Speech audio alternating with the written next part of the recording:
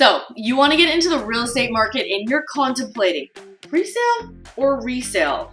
Do you buy brand new, never been lived in, newest technology, and no cat hair from the previous owner? Or do you choose ready to move in, no surprises, and being able to actually tour the property you're gonna live in person? Well, in this video, I'm gonna walk you through the pros and cons of a pre-sale property versus a resale property. And at the very end, I'm gonna share the best ways I help my clients mitigate risk regardless of what property they're choosing, and the two most important questions to ask yourself that's going to help you decide pre-sale versus resale property.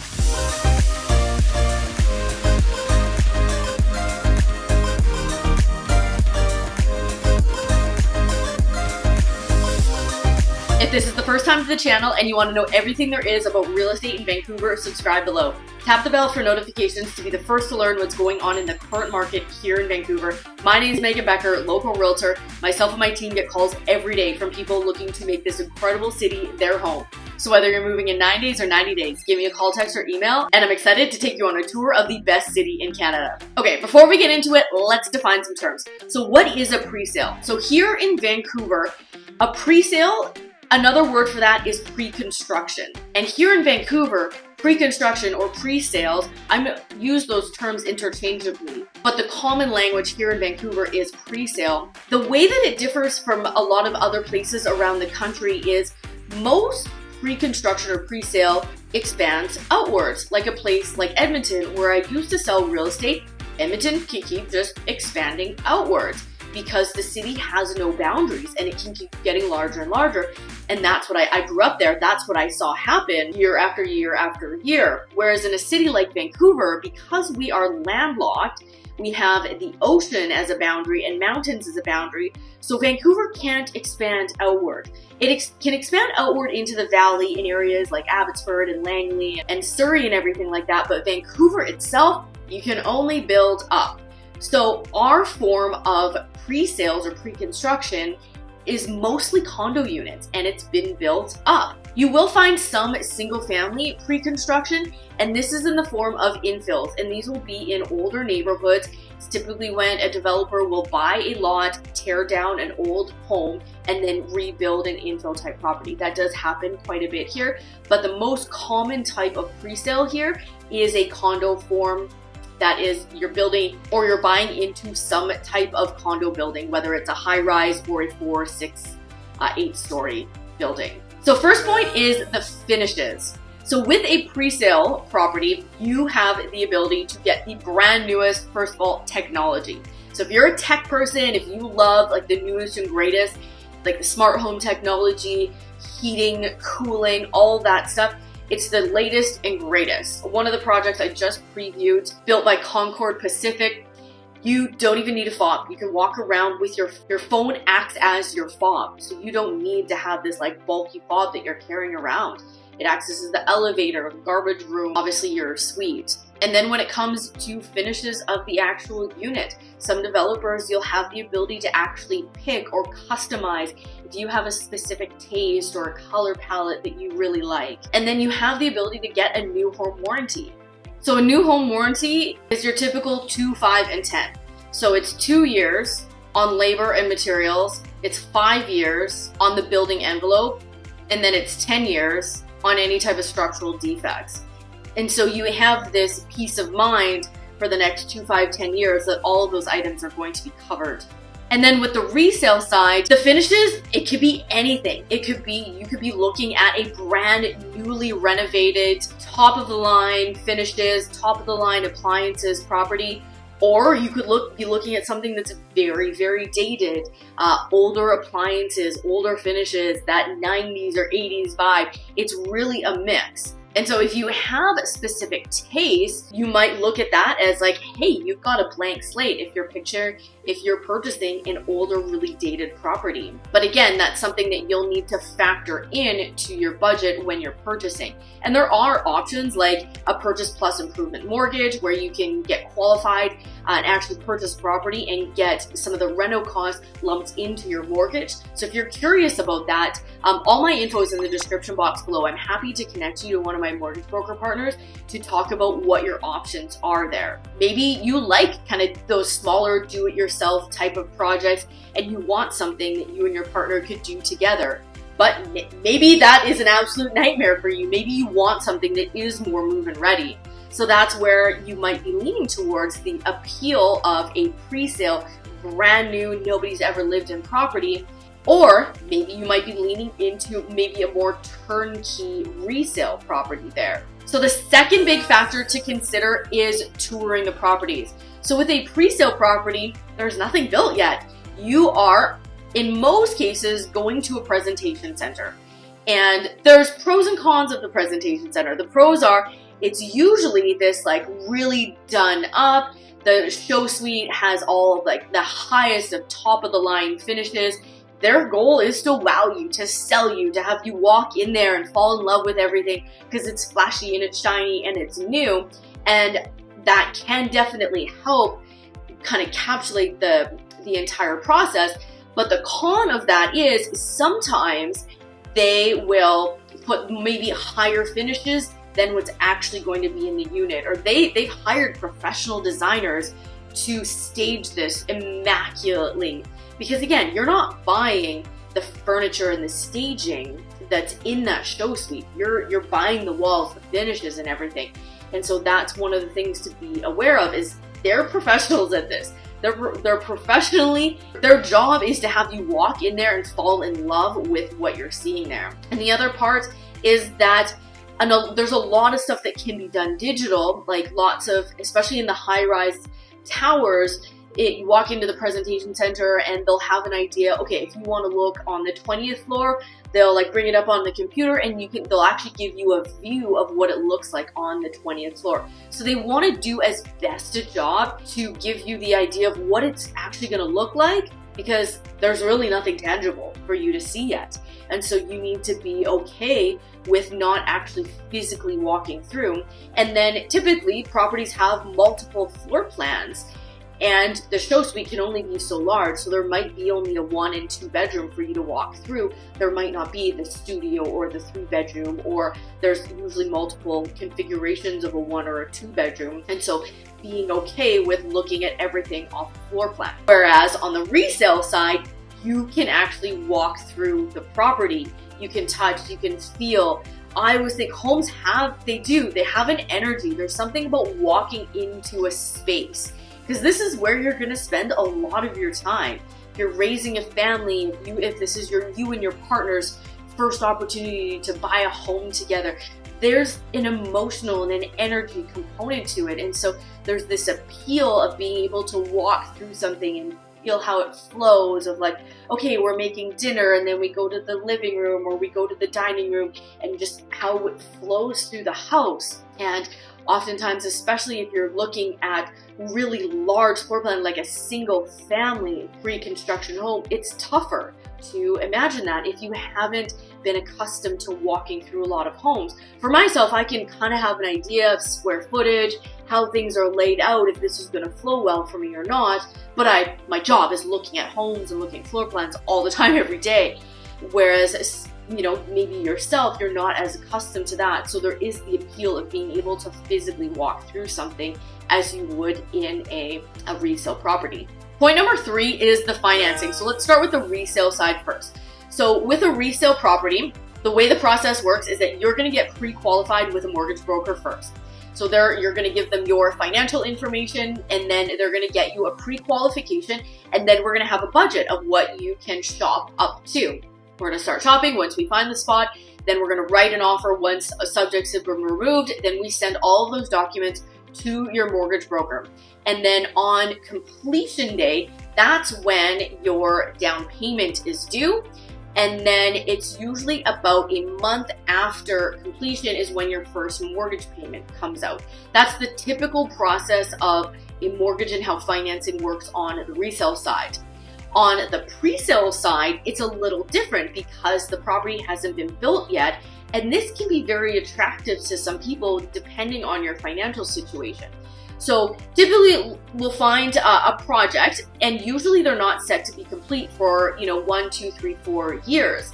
So typically what happens is we find the project that we want to move forward on, we write the contract, a certain amount of the deposit is due within 30 days of writing that contract, and then there's another amount. The deposit is usually tiered up. It's usually around anything between 10 to 20%. And you'll find that deposit is usually due over the course of maybe 1 to 2 years, depending on the project. The deposit structure on each of them are structured a little bit differently. As a whole, let's say 15 to 20% is due within that first year to 2 years. So you've got time to save up for that because it's usually done in increments there. And then you don't need to qualify for your mortgage until completion. So it's May of 2024 right now. Let's say we find you a project, today, probably 5% is going to be due within the first 30 days. The next 5%, I just saw a project, the next 5% is due in 60 days, and then the remaining 15%, they're offering an incentive right now. The last 5% of that 15% deposit isn't due for a year and a half. And so you've got this tiered timeline to save up more money, and you don't need to qualify for a mortgage today. So if you've got some money set aside right now, you can put it in a pre-sale, gives you the time to save up, as well as maybe you've changed jobs, or maybe there's, a different situation that, say it's complete in 2027, you don't need to qualify for a mortgage until then. So it's a really attractive way to get into the market at today's prices, gives you that opportunity to save up, as well as we don't know what's going on with interest rates. They're going up, they're going down, and so it allows you to put that money into an investment and then sit on that. And then typically, this isn't always the case, but typically real estate does appreciate, especially here in the greater Vancouver area. And so it's not a fool safe way, but one of the approaches I take when I'm representing clients purchasing pre-sales is we want to find something that is a smart investment. That's one of my biggest goals as a realtor, as your fiduciary, is to protect your investment. I always say, I'm going to treat your money like it's my own. And so we're doing our due diligence, making sure we're finding a project that is a really great investment, whether it's personal use or as an investment property for you. Number 4 is the real estate contracts. So this is something that you really want to be aware of. On the resale side, our real estate board has designed our contracts to protect both the buyer and the seller. And they've been designed by legal teams to protect both sides. Whereas on the pre-sale side, the developer has got their legal team to design these contracts. So it's really one-sided. It's really weighted to protect the developer. And so this is where I say, disclaimer, it will save you a ton of money and a ton of headaches and protect your best interest to have a realtor represent you on the purchase of a pre-sale. You don't need to. And I have heard people say, well, I'm going to save money because the developer doesn't have to pay a buyer's agent commission. Yeah, that is true in some cases. But would you rather save, 2, 3, 4, 5 grand on your purchase, or would you rather have somebody like myself that reads contracts on a daily basis, make sure we're going through that contract with a fine-tooth comb, and I know what to look for, I know how to vet developers, I know how to look for projects, and I know how to negotiate, I know what we can negotiate based on where a project is at its different stages. And so it doesn't cost you any money, and it could potentially save you a ton of headaches, a ton of money, and just that peace of mind of having somebody that does this on a daily basis represent you. Because I've definitely found in certain contracts, developers, they will make statements like they can change certain finishes, they can change square footages, they can change purchase price depending on things. So there's certain things that we want to cover our basis and make sure we're looking for in those contracts. The 5th point is the risk involved. So in a resale property, what's the risk that's involved? Well, if it's an older home maintenance issues, there can be a whole host of things, especially if you're buying, a 30, 40, here in Vancouver, we've got 100-plus-year-old properties here. So there is risk there. And even if it's not an older property, it's how well did the previous seller take care of the property. Some of my clients make fun of me because I always look under the kitchen sink. I'm super nosy. I look in like small little spaces. And this isn't, a black or white scientific rule, but it's one of those philosophies that I live by. It's like how you do one thing is how you do everything. So if you are really tidy in keeping things like under your sink, your kitchen sink, your bathroom sink, your storage closet tidy and organized, usually that's a sign that your home maintenance is up to date. It's not a foolsafe, law or anything like that. But I do find that if a seller takes care of little things, they're more likely to take care of big things. Because I do find that that's one of the things when we look at tenanted properties, just because, some tenants are absolutely amazing. Typically, lots of times I find that tenanted properties aren't as well taken care of.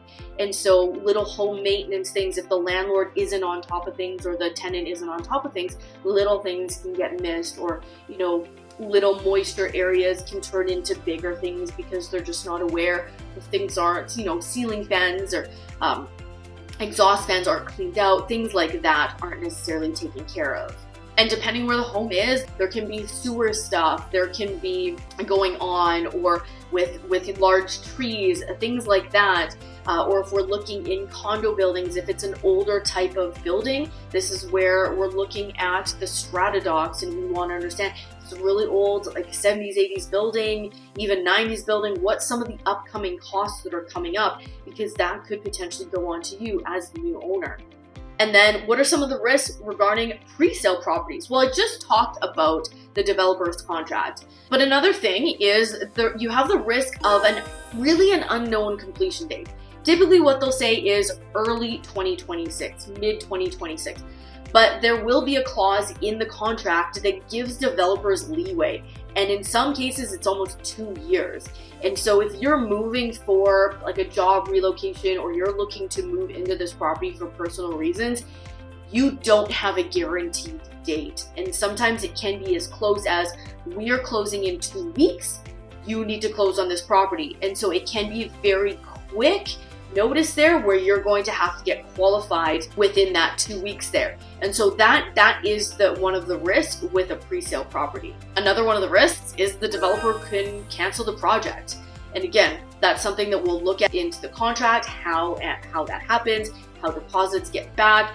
Again, we want to vet that developer. We want to know their history of their completion of projects, making sure that they've got a reputable lawyer representing them. And then any changes to the floor plan. Again, that's something else that we look for in the contract. Usually there's a little bit of leeway on each side of square footage. So just because the floor plan says 750 square feet when you walk into the presentation center, usually there is a little bit of leeway that, and I have heard of projects that you purchase a 1-bedroom and den, and because when things actually get constructed and configured, either the den is a very small closet, or sometimes in projects they've gotten rid of them just because of the square footage.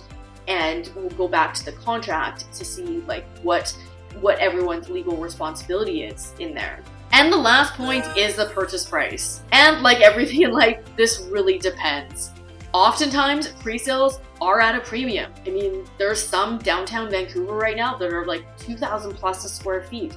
And you can find a similar resale property at a fraction of that. It really depends on the type of building, the amenities, what else it's being offered, the location, and the stage at which the project is. The closer it gets to completion for a pre-sale property, the closer you are going to be in those pre-sale and resale prices. Sometimes there can be more room for negotiation if a developer really needs to get rid of, but lots of times like the best floor plans are gone. And so again, when it comes to purchase price, there's not a this one and this one. There's a lot of depends here. Usually in the earlier stages of a pre-sale, that's when you're going to get the best deals.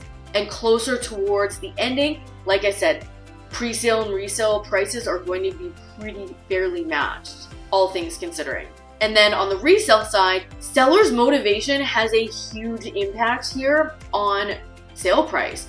Whereas the developer's they've got their tiers, they've got their logic as far as their sale price there. There's not a lot of emotion involved there.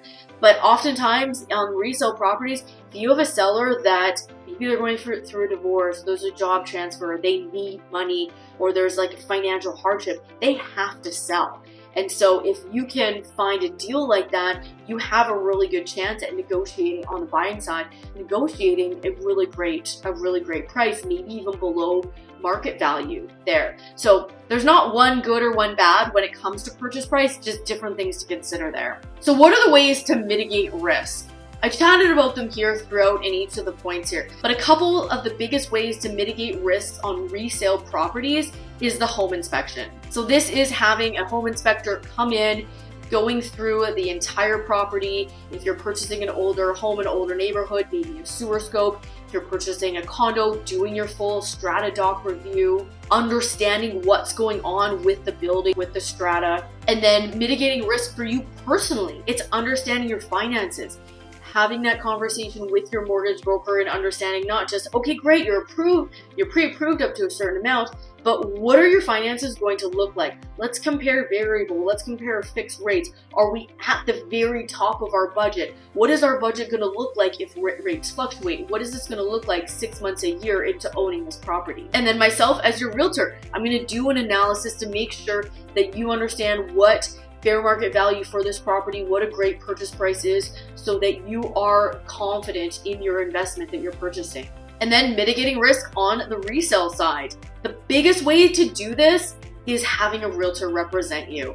Because again, like I mentioned, we're gonna go through the contract together, we're gonna vet the developer, we're gonna understand all of the factors that are going into this project here. And I told you I would share this at the very end. So what are the two most important questions that you should ask yourself to really determine, should you buy a pre-sale or should you buy a resale property? Well, number one is, what's your reason for purchasing?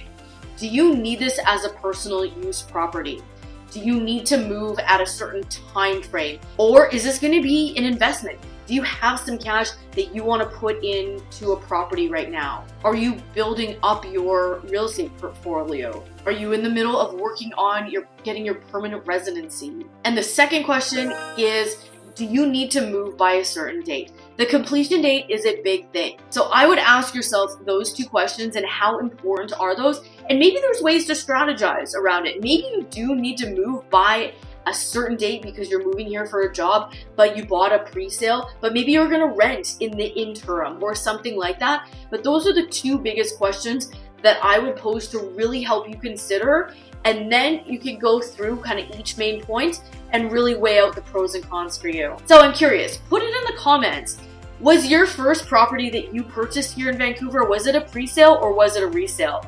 Do you have any tips to share with somebody that's considering one or the other? And I hope you got value from this video. If you're considering making a move to the Greater Vancouver area, I would love to connect. This is my favorite city. I love the lifestyle and I love real estate here and everything that it represents. So please reach out. All my info is in the description box below. And until next time, the Whitecaps are playing and there is a huge tailgate going on outside my condo building right now. So I'm going to join some friends and head over to the game.